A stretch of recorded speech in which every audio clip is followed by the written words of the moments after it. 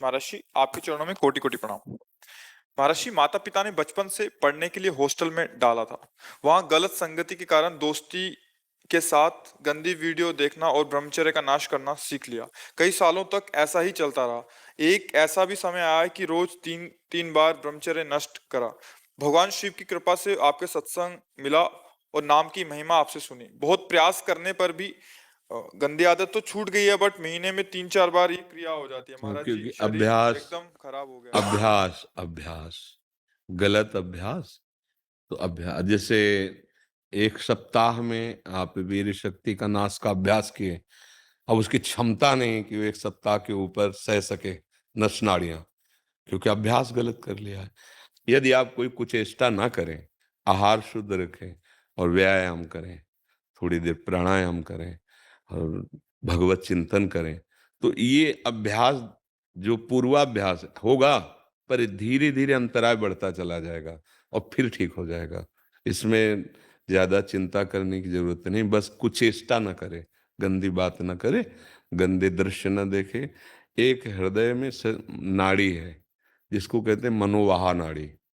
जब हम गंदी बात देखते हैं, गंदा चिंतन करते हैं, तो जैसे दूध में घी विराजमान रहता है, मंथन से निकलता है, ऐसे ही पूरे शरीर में वीर शक्ति विराजमान है। उसके लिए कोई थैली नहीं, जैसे पित्त की थैली है, कैसे वीर की थैली, ऐसा नहीं है, पूरे शरीर में है वो।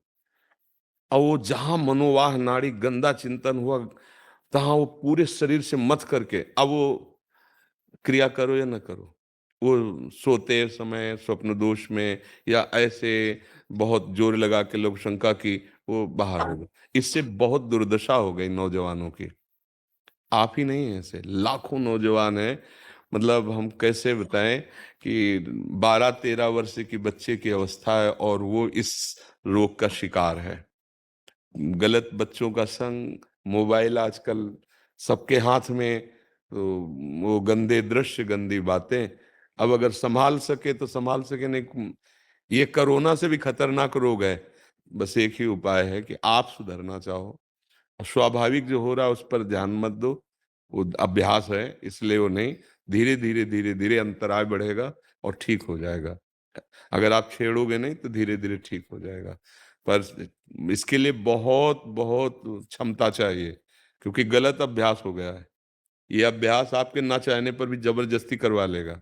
अभ्यास है ना, अभ्यास हर चीज का बहुत जोर का होता है। गलत अभ्यास कर लिया तो बहुत बुरा पतन होता है। ये बहुत बुरी स्थिति पैदा करता है। इसे समाज नहीं समझ पा रहे। कई बार इसीलिए आर्त भाव से दुखी होके कहा है कि नौजवान लोग जो इस गंदी आदत में फंसे हैं उसका सपोर्ट हो रहा है। ऐसी फिल्में दिखाई जा रही हैं जिससे सपोर्ट है कि नॉर्मल बात है। ऐसे डॉक्टर कह रहे हैं कि नॉर्मल बात है। टीचर्स भी कहते हैं। आप खुद उन बच्चों से पूछो जो शरीर त्यागने के लिए तैयार हैं, कई बार यहाँ सामने आ चुके हैं। अगर नॉर्मल बात है तो आप हृदय से देखो क्या हो रहा है।